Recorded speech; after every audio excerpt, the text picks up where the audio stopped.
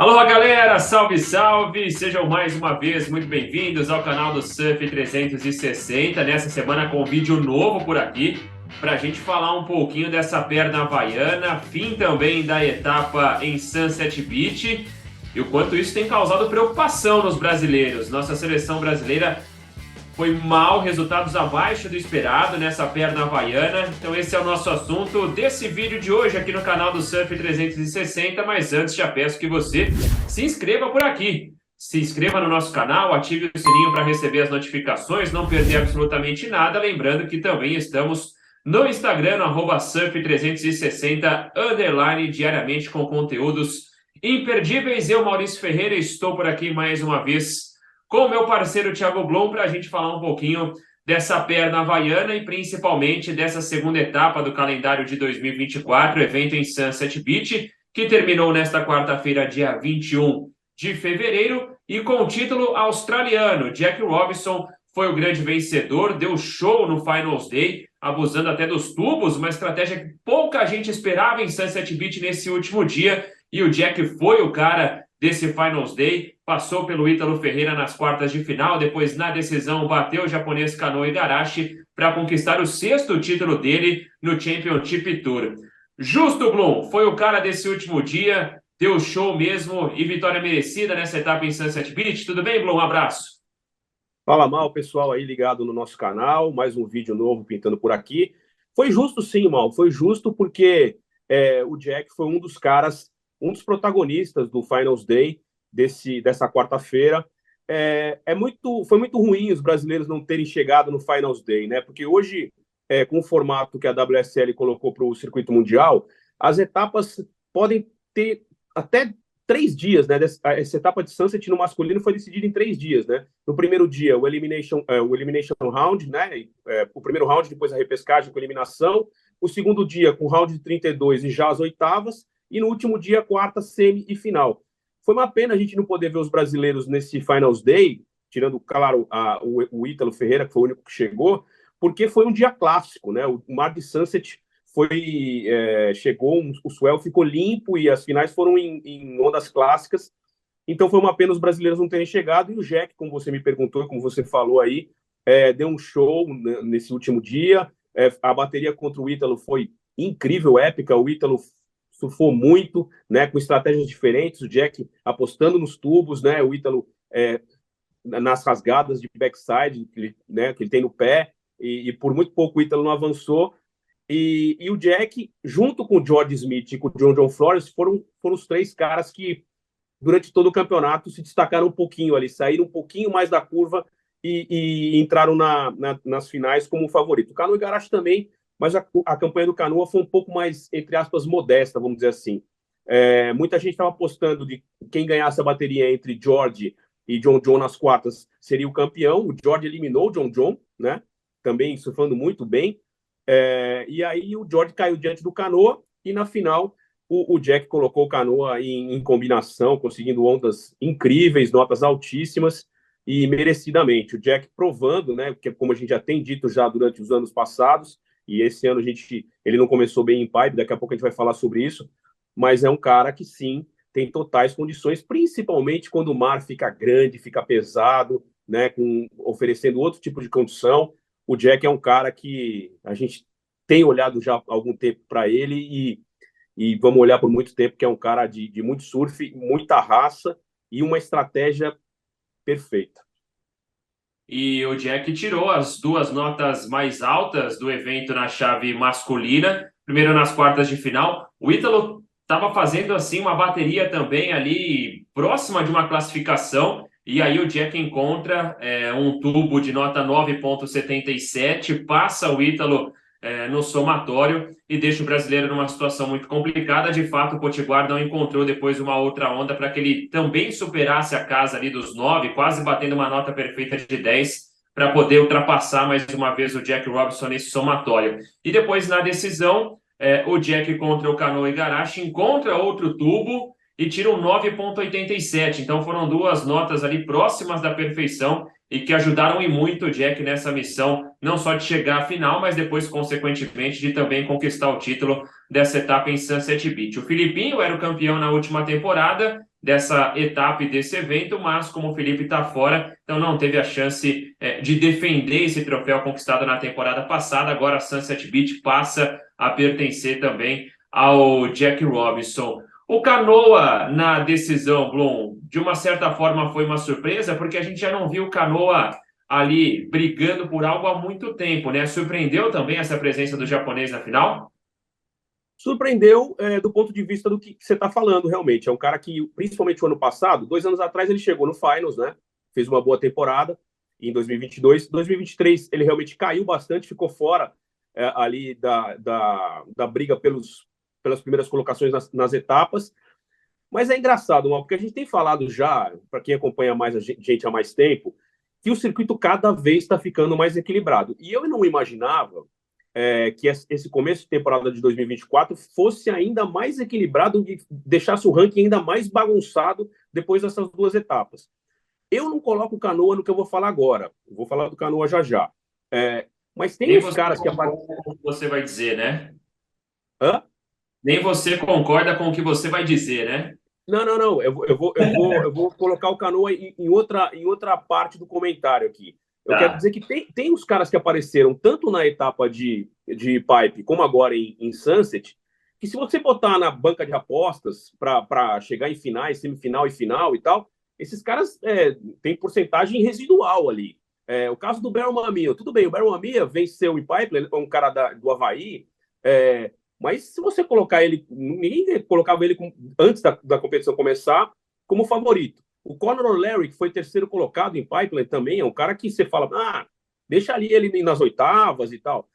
O Canoa é um cara com muito mais potencial na minha visão, em relação a esses dois que eu estou citando, mas de fato ele ficou fora das decisões, de protagonismo nas últimas temporadas. O Canoa tem uma vitória só no circuito mundial, que foi em 2019 em Queramas, em Bali, na prova de Queramas. Ele tem uma vitória, apesar de ter já uma história bem interessante no Tour. Ele tem outras 2 finais. Essa foi a terceira final dele, né? Ele foi finalista em Pipeline uma vez, com mar pequeno e tal, e agora em Sunset. Surfou muito bem. Durante todo o campeonato, ele adotou a mesma estratégia, o mesmo surf, e aconteceu com ele na final, foi chegando na final merecidamente, mas quando chegou na final, realmente o Jack engoliu o surf do Canoa. Com isso que eu falei, desses caras diferentes, até o Ryan Callinan, outro cara também que a gente não colocaria ali no balaio dos principais favoritos, chegou na semifinal em Sunset. Com essas nuances, com esse cenário, o circuito ficou ainda mais bagunçado e mais equilibrado, com mais gente disputando posições do que eu esperava que fosse acontecer no começo. Porque quando a gente inicia uma temporada, como a gente falou já um programa que a gente fez, a gente coloca 3, 4, 5, 6 caras ali, principais favoritos, e hoje, se você olhar o ranking, está completamente diferente. Aí você fala, não, mas está no começo da temporada e tudo mais. Está no começo da temporada, mas daqui 3 etapas vai ter o corte, né? O temido corte. E vale a pena a gente daqui a pouco também falar, Mal, dos descartes. Porque, por exemplo, o Jack Robinson foi mal em Pipeline, ficou em 17º. Ele vai descartar esse resultado. Então, porque, lembrando, das 5 primeiras etapas, valem os 4 melhores resultados. Então, o Jack, cortando essa etapa de Pipeline, ele tem uma pontuação perfeita. E tem mais 3 etapas para pontuar bem, né? O John, por exemplo, que lidera o ranking agora, acho que daqui a pouco a gente também vai falar do ranking dos números, ele foi vice-campeão em Pipeline e 5º agora. Então, ele está liderando o ranking com 2 resultados sólidos. E isso é uma preocupação para os brasileiros, porque quando a gente vai falar dos brasileiros, a gente vai detalhar cada um deles, tem gente que já tem 2 resultados ruins, a maioria tem 2 resultados ruins. Então, preocupante? Calma, não é tanto, mas acende um sinalzinho de alerta ali, porque se rolar uma situação semelhante em Portugal, que é a terceira etapa, aí sim preocupa. Aproveitando então, Blum, antes da gente falar um pouquinho dos resultados da seleção brasileira nessa perna havaiana, vamos falar um pouquinho do John Florence, que chegará em Portugal, a próxima etapa do Championship Tour, com a lycra amarela. Algo que nós já não víamos desde 2021. Há muito tempo já que o John não tinha essa liderança do ranking mundial. E todo início de temporada, claro, a gente coloca o John John ali, né? É perigoso, os brasileiros têm que ficar atentos com o John John, mas a gente não sabe das condições físicas, né? O quanto o John John vai chegar 100% para a disputa de uma temporada toda. Esse ano, pelo menos pela perna havaiana, tá pintando algo diferente ou é mais justamente pelo fato de ter sido a perna havaiana, onde o John John Flores está sempre surfando em casa? É preciso um pouco mais de calma e cautela para a gente ver o resultado do havaiano também na sequência da temporada, Blue. Pelo que tem acontecido nos últimos anos, é bom a gente ficar um pezinho atrás. Realmente, o fato de ser no Havaí favorece o John John, com muita experiência e muito conhecimento das ondas que ele tem por ali. Eu realmente apostava, quando chegaram as finais de Pipeline, que ele seria o campeão, e aí o Barra Mamiya tirou uma nota 10 na final e realmente ganhou a etapa. Em Sunset, a mesma coisa. A minha aposta, quando chegou no Finals Day, a final era Jack Robinson e John John, mas o John John caiu nas quartas. Vamos ver. E aquilo que eu falei agora há pouco, ele já tem dois resultados sólidos, né? Então, já deixa de ser uma preocupação para ele o corte, por exemplo, e se ele for mal em uma das etapas, teoricamente Portugal, normalmente ele não vai tão bem por lá, porque Bells Beach, que é a quarta etapa, e Margaret River, que é a quinta, nas duas, o John John já venceu e surfa muito bem nessa onda. Então, é bom a gente ficar atento nele. Claro, o John John esse ano está classificado para a Olimpíada também, tem esse handicap na manga também. Eu acho que ele vem forte. Na verdade, todo início de temporada eu aposto no John John como um dos finalistas. Vamos ver, vamos ver. Eu gosto muito do surf dele, é um cara agressivo e ainda com uma sutileza. O surf dele é tão limpo, principalmente em ondas pesadas como o Sunset, que é bonito demais de ver, né? Então, foi legal de ver ele em Sunset, infelizmente também não chegou até as finais. Bom, vamos lá então falar um pouquinho da seleção brasileira que não começou tão bem assim essa temporada de 2024 do circuito mundial. E antes mesmo já da etapa em Pipeline, né? Perdemos o João Chumbinho, que está fora desse início, ainda se recuperando do acidente que ele sofreu no Havaí em dezembro do ano passado. Quando começa a etapa em Pipeline, o Felipe Toledo, com a intoxicação alimentar, também fica fora da disputa. E depois ele acaba anunciando também a desistência do restante da temporada, volta ao circuito só em 2025. E aí, quando a gente olha para a primeira etapa do calendário, o melhor resultado foi do Iago Dora, que acabou eliminado nas oitavas de final. O Iago, então, foi o único brasileiro a chegar entre os 16 melhores na etapa em Pipeline. E agora em Sunset Beach, o Ítalo e o Miguel chegaram entre os surfistas das oitavas de final. O Miguel acabou eliminado, o Ítalo avançou, chegou ao Finals Day, mas ontem, já nas quartas, acabou batido pelo Jack Robinson, que depois viria a conquistar o título em Sunset Beach.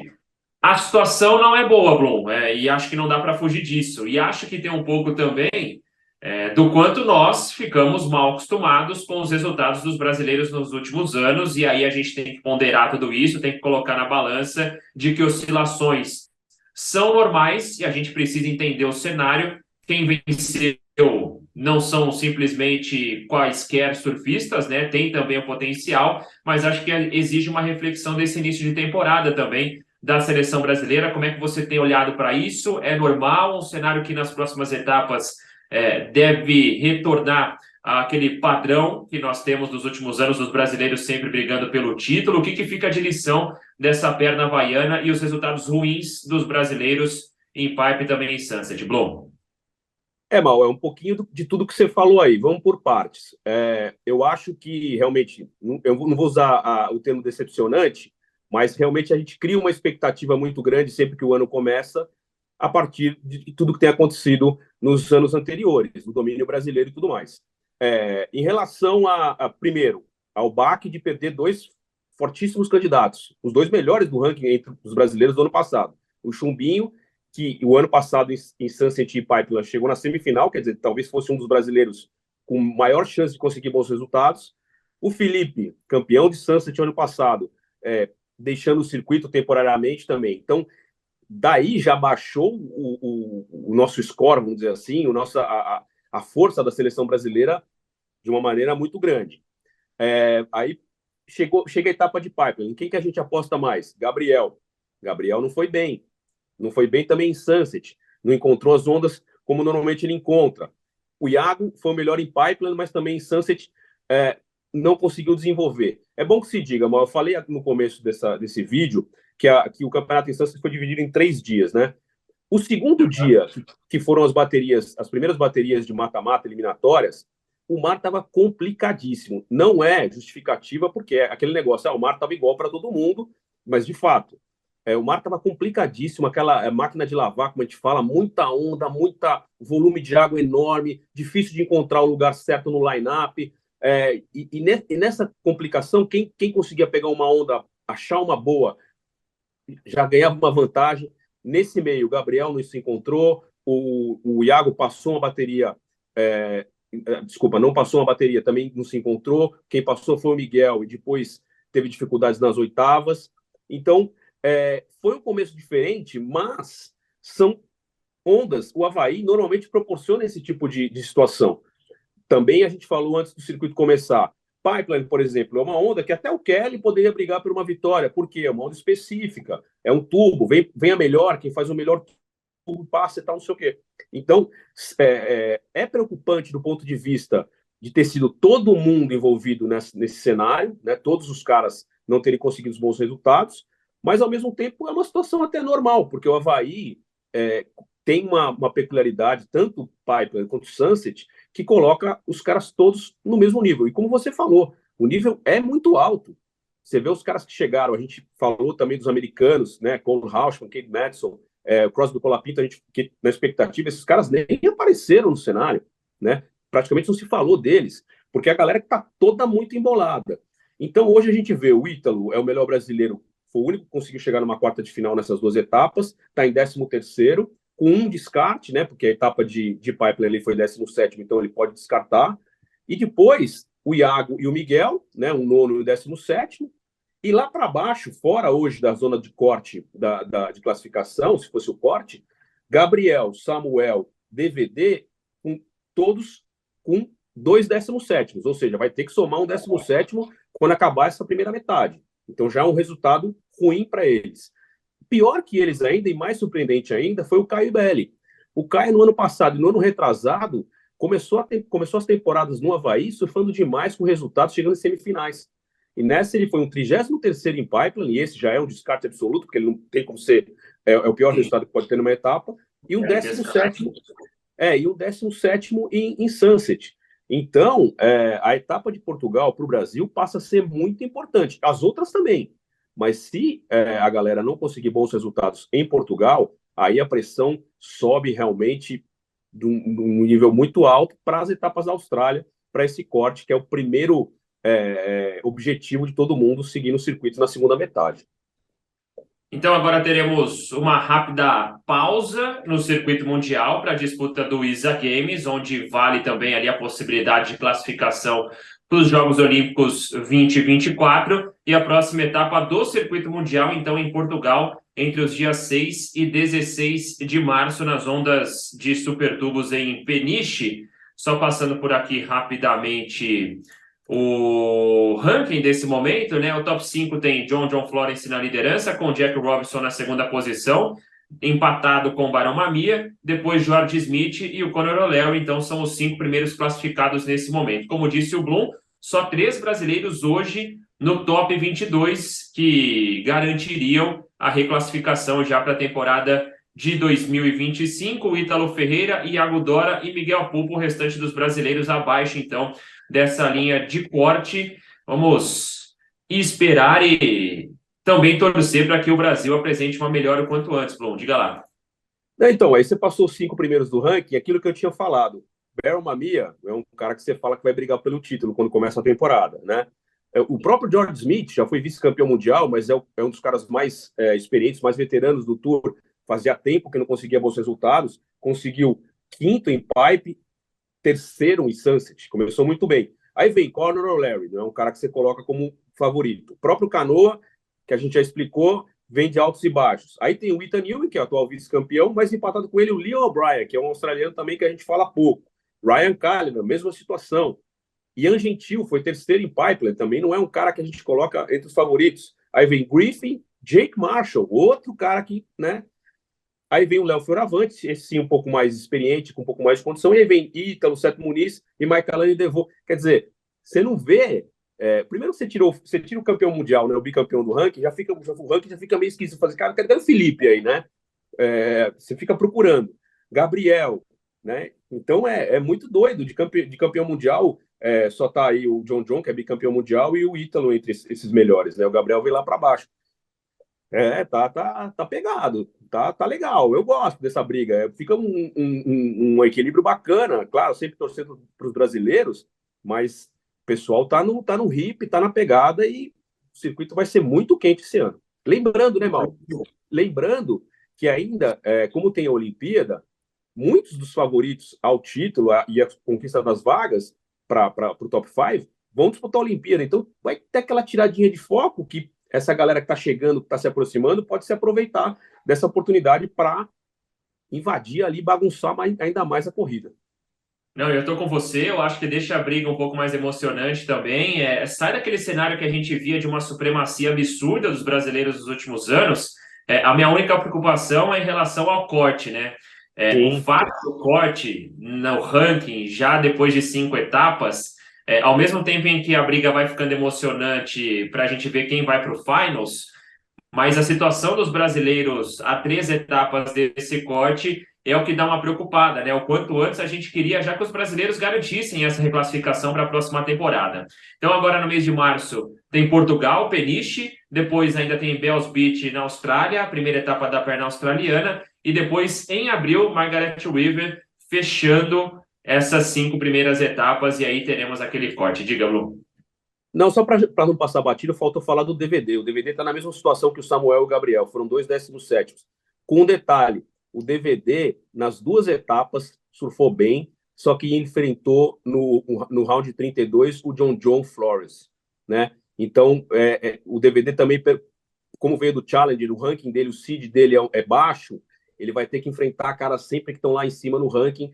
É uma complicação. Foi mais ou menos o que aconteceu com o João, quando o João estreou no circuito. Ele perdeu as 2 etapas também, 2 etapas para o John.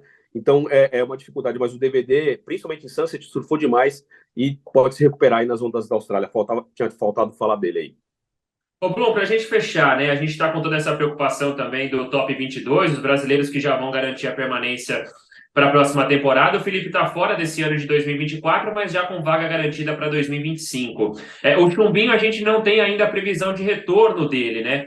Tem o Isa Games agora, ele está fora também. A gente não sabe se o Chumbinho vai ter condições de defender o título dele em Peniche, Portugal. Mas você esperaria da WSL também já uma vaga garantida para o Chumbinho na próxima temporada, caso ele não participe dessas primeiras 5 etapas do CT? Cara, eu acredito que sim. Eu acho bem difícil o Chumbinho ir para Portugal, né? Ele não vai para Porto Rico e a gente não tem, infelizmente, informações. A equipe do Chumbinho prefere resguardá-lo, ele mesmo está bem resguardado. A última vez que eu publiquei uma coisa no Instagram falando que ele tinha voltado a surfar, ele mesmo postou, né, respondendo: peraí, surfando ainda não estou, eu estou indo para a água, mas estou me adaptando. Está bem tranquilo e bem devagar esse processo de recuperação. Eu acho que ele não vai para Portugal. Se ele não vai para Portugal, ele vai ter 3 resultados dispensados. Então, mesmo que ele vá para a Austrália, a não ser que vá muito bem na Austrália, é difícil ele conseguir o corte. Aí eu acho que sim, eu acho que a WSL deve dar a vaga no ano que vem para ele, como foi feito nesse ano. Quem herdou a vaga foi o Hansi Bukian, né, que tinha se machucado. E detalhe, o Hansi não tinha nem estreado no CT oficialmente. E o João não, o João foi 4º do mundo, atleta agora, atleta olímpico. Então, acredito que a campanha que ele teve no ano passado, dá para dizer quase com certeza que, mesmo que ele não pegue o corte, ele pode acontecer que nem fez o Iago também em 22, que o Iago entrou como convidado já na metade do circuito para frente, até o final, e também com a vaga de 2025. É isso que eu acredito. Boa, maravilha. Então, Thiago Blum, agora nos próximos dias, aqui pelo nosso canal no YouTube e também no Instagram, @surf360_, a gente vai diminuir um pouquinho do conteúdo do circuito mundial, porque o nosso papo nos próximos dias será o ISA Games em Porto Rico, entre os dias 23 de fevereiro e 3 de março, olhando atentamente para a nossa seleção brasileira. No masculino, com Felipe Toledo, Gabriel Medina e Iago Dora. O Brasil precisa vencer por equipes. Esperamos que isso aconteça. E aí, Gabriel Medina e Iago Dora brigam pela classificação olímpica. O brasileiro mais bem ranqueado, caso a seleção vença por equipes, vai se juntar a Felipe Toledo e João Chumbinho na disputa dos Jogos Olímpicos. E na chave feminina, com Luana Silva, com Tainá Hinkel e também com a Tatiana Weston Webb, a Tati já garantida nos Jogos Olímpicos. E aí no feminino uma situação diferente, né? Caso a Luana ou a Tainá vençam no individual, elas garantem essa classificação aos Jogos Olímpicos 2024. Essa é a nossa torcida. Então, nos próximos dias, olhos atentos e voltados a Porto Rico para a disputa desse ISA Games de 2024. E claro, né, Blon, por aqui a gente segue acompanhando tudo. É isso aí, Mal. Na torcida pro pessoal lá em Porto Rico, e que o circuito deu um upside down, aí, uma virada de volta para o domínio brasileiro a partir de Portugal. Valeu, galera. Alô, até a próxima.